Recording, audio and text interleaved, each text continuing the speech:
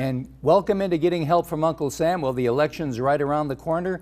For District 2, we have a candidate. We wanted to introduce Terri Hasdorff. And welcome to the show. Terri, you're going for a job. You're looking for a job. What are the qualifications for you to take that seat? Well, thanks, Jack. It's nice to be on the show today. So I have been blessed with the opportunity to work in Washington. I did work for Speaker Newt Gingrich as my first real job in Washington.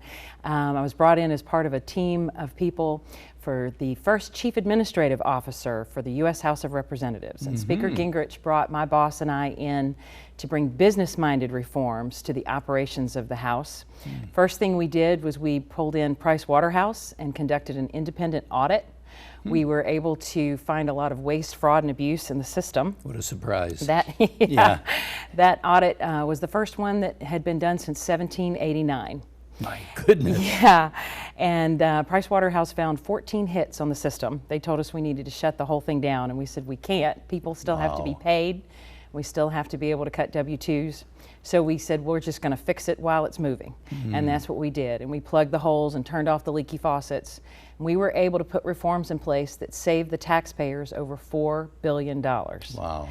So I've had people say to me, you know, be careful about telling people you worked in Washington. They may think you're part of the swamp. And my response to that is, not only am I not part of the swamp, I helped drain one. Amen. And that's what I'm excited about going and doing with President Trump, is working to drain some more swamps. So when Gingrich was in, it was quite a few years back, you got all this accomplished.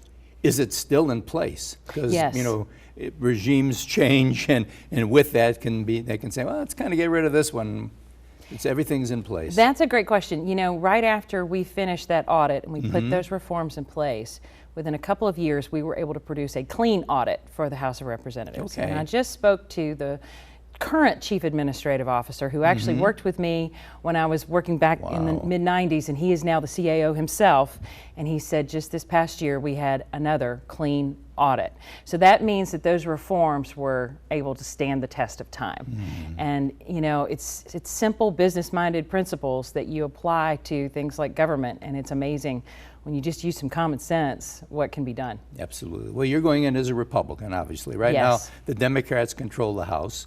We're in hopes that, of course, that will change. But if for some reason it doesn't, what do you think your challenges are going in? Well, obviously, when you're in the minority, you know, are in a different role. Right. But the thing that makes me a little different from all of my opponents is that I am the only candidate in this race who has ever had any experience working in the U.S. Congress. And you know, most people when they go up there as a freshman have about a 2 to 4 year learning curve just to learn where the levers are and how the processes work. I'm very blessed that I don't have that kind of learning curve. So I'm excited about hitting the ground running and doing some things to really dig in on some of the major needs in this district. The way I see it, Huntsville, Alabama has the second highest amount of government contracts in the nation. Wow. That's an amazing natural resource that we have right here in the state. And you've got Mobile with the port, and Gulf Shores with the travel and tourism industry. But the middle part of the state, quite frankly, a lot of times has been struggling.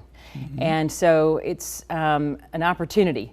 And what I have really been excited about is talking to some of these folks in Huntsville about pulling some of these Tier 2 manufacturing facilities down into the district. They're going to put them somewhere. Why let them go outside the state? Let's do everything we can to try and keep those right here at home in Alabama.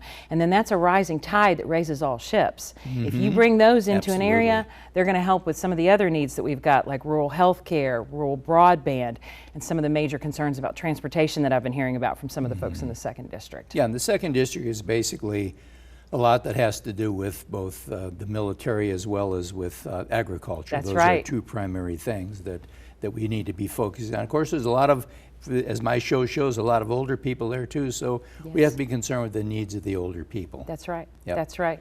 So let me see this. We're going to have about 40 seconds here, 35 seconds, to let you kind of finish up.